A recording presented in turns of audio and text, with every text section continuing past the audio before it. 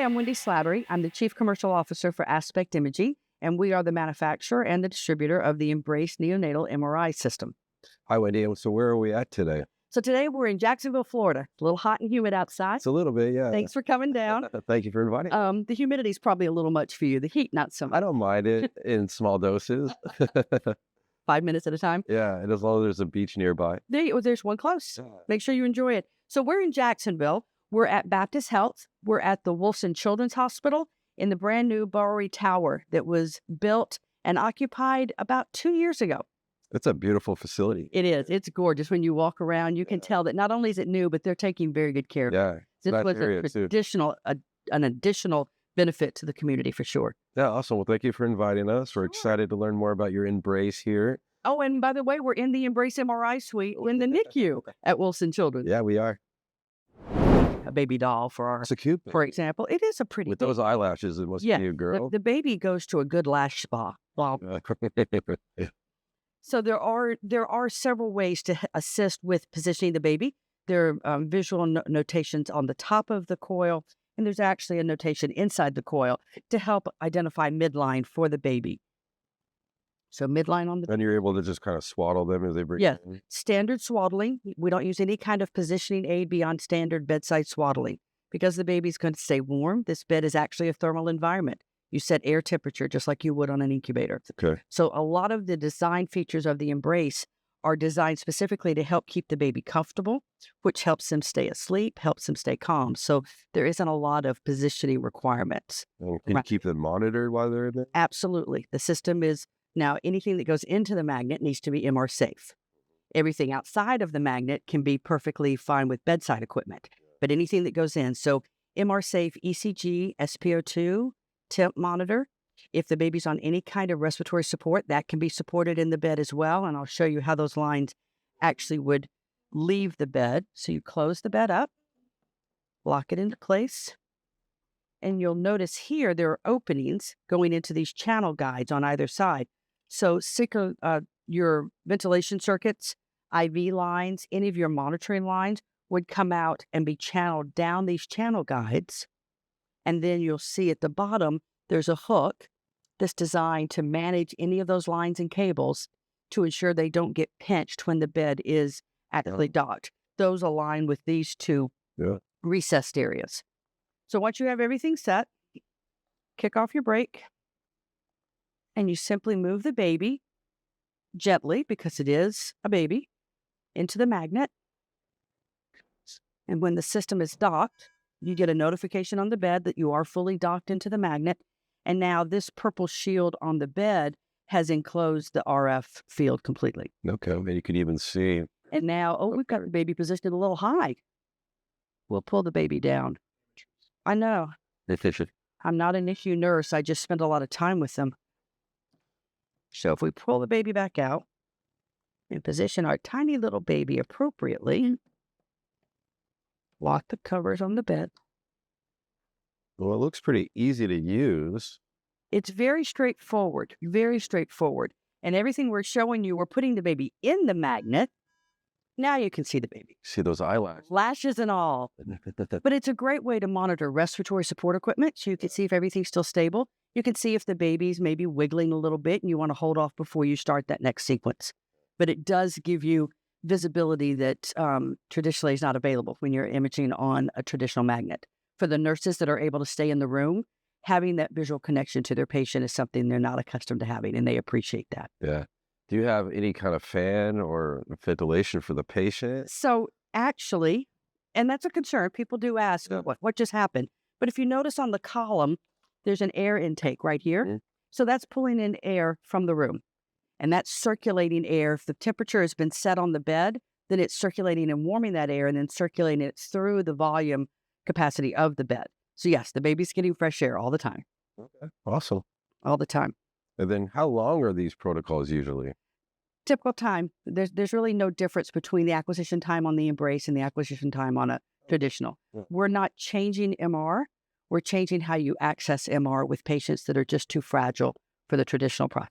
And what is the strength of this magnet? So this is a 1 Tesla permanent magnet, optimized for the patient population that we're targeting, because we are designed for this patient population. As you could see, and we can pull the bed back out, the head coil is very small. It's very close to the patient's head. So we don't have a lot of signal to noise ratio loss in open air. The coil is actually very close. How many channels does it have? Currently, this is a single channel. The system is able to accommodate far more, but the current coil is a single channel. We have a new coil under development that I can't discuss beyond that right now, but it will have more channels as well. Oh, awesome. And then just to reiterate, I mean, you say that the fringe field is contained within this. Correct. Okay. If you could, Magnet. it's a live magnet. This is a live magnet that we are in the hospital at Wolfson Children's Hospital in Jacksonville, Florida, and this is their working clinical magnet. So in theory, this could actually be kept within like the NICU itself. Absolutely. We are in the NICU environment. We're within the controlled space of the NICU. This baby doesn't leave the floor. Yeah, awesome. The baby doesn't leave the systems that are designed for patients of this size, and all of the staff that is trained to care for a patient this size are just steps away. Very cool. You've given this a lot of thought. It's definitely changing how we access MRI for particular patients that are not as easily transported to radiology. Yeah. Okay, so like what if there was a code? Okay, so let's mock a code for just a second. So in a traditional environment, if your patient's in the magnet and you have a code, first thing you've got to do is get the patient out of the magnet and then move them as quickly as you can to a safer zone. Yeah. With our system, the bed is always unlocked when it's docked in the magnet. But with our system, if there were a code, sound a code, Robert. Beep. There you go. Beep. You literally, as you're coming out of the magnet, Oh yeah, access that quick, and you bring them out. Start doing. and you can start doing anything you need to do right here. Okay. We've not had to leave the room. Everybody that's caring for the patient is more than likely in the room anyway, so they are much more able to access the baby and immediately address a code situation.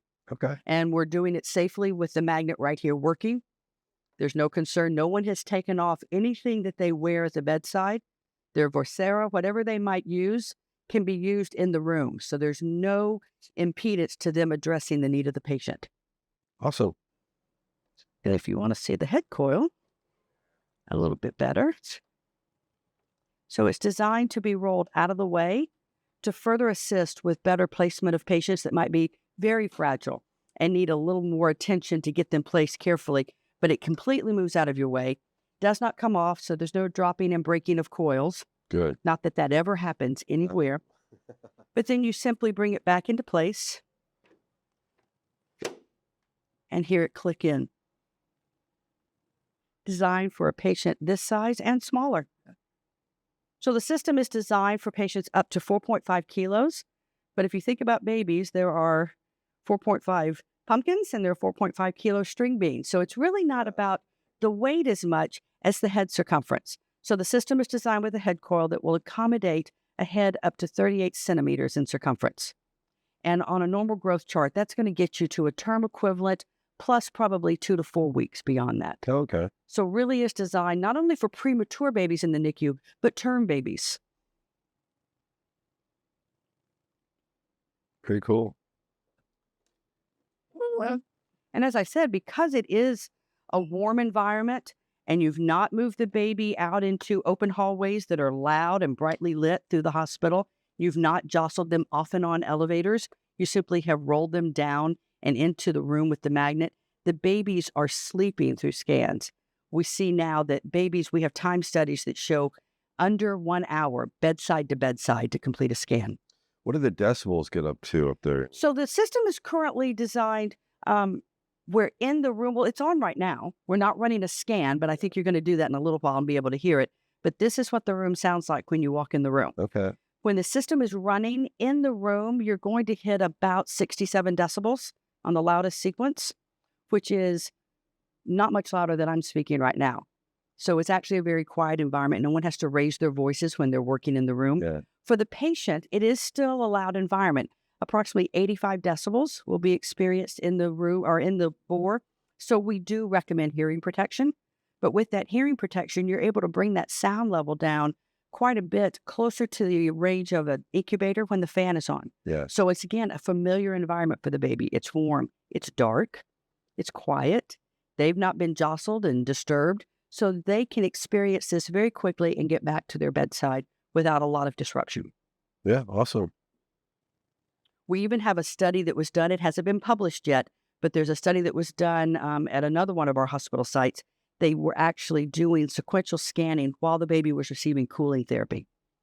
Really? Yes. Huh? So they brought everything into the room and they were able to scan the baby several times during that 72-hour period of cooling. So we have the opportunity to start understanding when cooling therapy potentially is no longer effective. Is there an opportunity to shorten that time? There's a lot we're going to learn with MR so much more accessible. Over the coming years, clinical information will become available that could inform different decisions. So when you're thinking about where you're going to put an Embrace, first of all, this is a very large room. You don't need a room this big. We just installed a system up in Canada, and we'll get you some photos of that. It's a tiny little room. But the system and all of the components, you're basically looking at everything. There's the magnet. There's the workstation for the MR tech. We can get some cleaner shots of that in a little while. Yeah. And then there is the electronics cabinet. If you want to just walk this way. So thanks, Bonnie. So this is the entire electronic system for the magnet. That's it. You're looking at our infrastructure. Oh, wow. What you don't see in this room is any kind of coolant system management, no quench pipe. Yeah. Because it's a permanent magnet, you don't require a cooling system. So this is the full electronic system. You can hear how much sound it actually creates. Thanks, Bonnie. I'll take that. So when you close the closet, there's no additional sound that's brought on by that. And as I said, you can see there's nothing coming from the ceiling to the magnet. So there is no coolant system. Now, when you're thinking about the room, to put everything in this room, you need just under 200 square feet. No, that's not much. To put everything in. Now, the system is heavy, so you do have to look at floor capacity, load-bearing capacity. The system, the magnet itself weighs just over 11,000 pounds because it's a permanent magnet. So the system is, first of all, sited based on available space, clinical workflow, working with our customers to determine what will best suit their needs, and then working with the customer's engineering and architectural contractors, looking at any needed reinforcement to the floor. So we've installed systems both in existing NICUs, where they just go in and reinforce the floor a little bit without closing the NICU. And we've installed them like in the system here. We're in the beautiful new children's tower that Wolfson built just a couple of years ago that occupied this space. So the Embrace was part of the installation into the new tower. Yeah, so you guys are located here in Florida. Where else do you guys have magnets? So currently we have systems in Boston, at Brigham and Women's, in Connecticut, at Yale, New Haven Children's Hospital. Here in Florida, we have a system in Israel and Jerusalem, where the company is based. Yeah. And we just installed a system at Sick Kids in Toronto. Okay, awesome. Yeah. So what we'll do now is we'll actually run a Phantom so you can see the noise. We'll take out our baby model here. We'll put our Phantom in. Running the daily QA Phantom is done every day before a scan. Oh, sorry. We have to take out the spoon. The spoon is for patient positioning. It's not compatible with the Phantom. The spoon is designed to catch any leakage of fluids or extravasation or sweat that comes off the patient. The Phantom docks in there.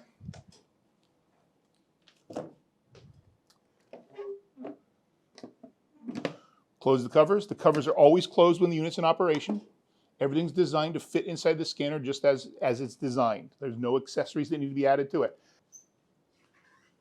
Docking the table, no matter how crooked I try and put it in, the wheels correct it. Ready to scan. Tests. The scans come up as you would expect they do on a normal scanner. Drag and drop your studies, your sequences where you want them, and you have a sagittal, axial, and coronal. And then from there, we could add a new protocol. So let's say we wanted to do our neonate brain. We could pull up anything we want. So let's do something like the T2 axial. So you call up an axial T2, just like on any other scanner. You adjust your field of view, you adjust your classic parameters. You have slice parameters, field of view parameters, contrast, anything related to acquisition, dwell time of the gradients. We actually allow you to change things at a much higher level than most MR vendors because our techs are well trained. They know what they're doing. We train them how to use this appropriately. And in reality, they don't have to change much. Our pre-programmed protocols are good. However, we also respect the professionalism of our users so that when they know they need to change something, they can do whatever they need to do to improve the image quality. As a general rule, with adults, head size is pretty standard. You don't change much. With neonates, you might have a tiny baby head or a pretty sizable baby head. And all you're going to change then is basically your resolution parameters, your field of view, your slice thickness, sometimes your interstice gap. You don't have to change much more than that. But if you want to, you certainly can.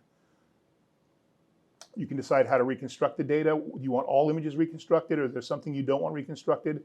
That's real important for sequences like susceptibility weighted imaging, where there's 5 sequences in total, and you don't want the native sequences, you just want the prepared data, like the SWI and the 3D MIP. So I haven't done any neonatal patients in a long time. Where I work, we don't do that. But so is contrast given often? It's very rare that contrast is used in a neonatal population. And in the example that it would be, like, would you be able to inject through one of the lines that feed out through this part right here? If there was an IV line coming out through there, yes. So you wouldn't even need to take them out? You wouldn't need to take them out. Although in reality, with neonates, you'd want to inject as close to the baby as possible. You don't want to inject upstream because it's based on weight. So you're injecting, like 0.1 cc's, 0.2 cc's. So it's such a small amount till you have to get all that fluid to go through the line. You're fluid loading them, and that's never good for infants as well. Okay. So you want to get it as close to the source as possible. So we like this, we've set it up, we accept what we've done, we hit run. It works just like a traditional scanner. There's really no difference. Our user interface is very intuitive. It's easy to do anything you want to do.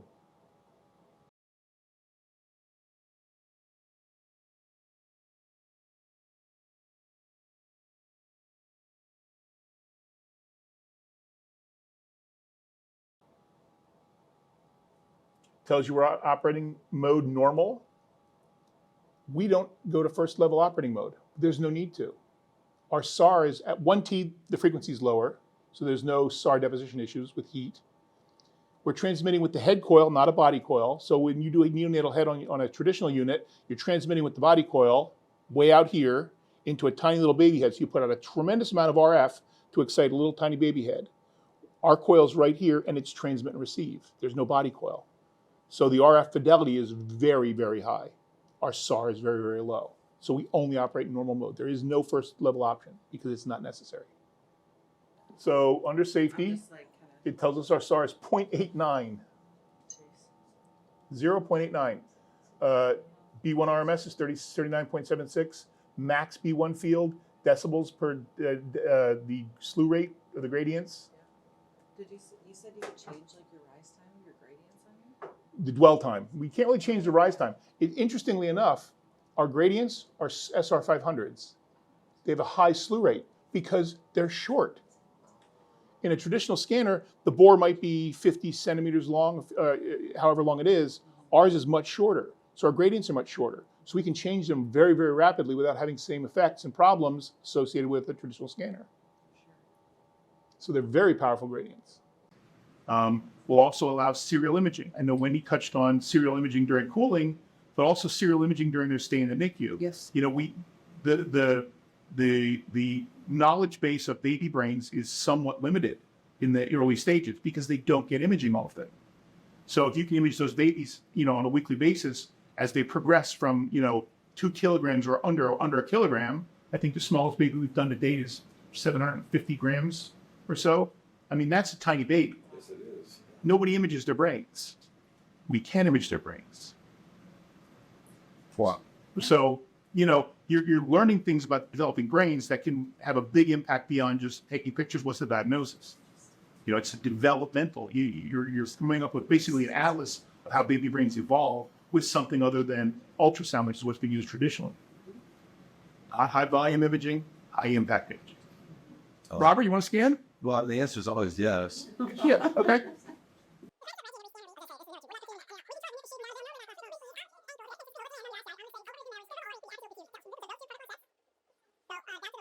If you want to move them, just for fun, just move them around and hit accept. And then scan down below, run scan. So you've never seen the scanner, you've never sat in the scanner, you've never touched the scanner, and you're able to set up a scan and run it that quick. Yeah. Now, if we had to change something, if I said you have to change your field of view, you have to change something like that, it's as simple as using the tag handles and changing your field of view, or going into your parameters tab and doing what you want to do. You already did that one once. Grab something else. Okay, do the diffusions again. That's fine too. Actually, let's delete that. So you figured out how to remove a sequence already. See that?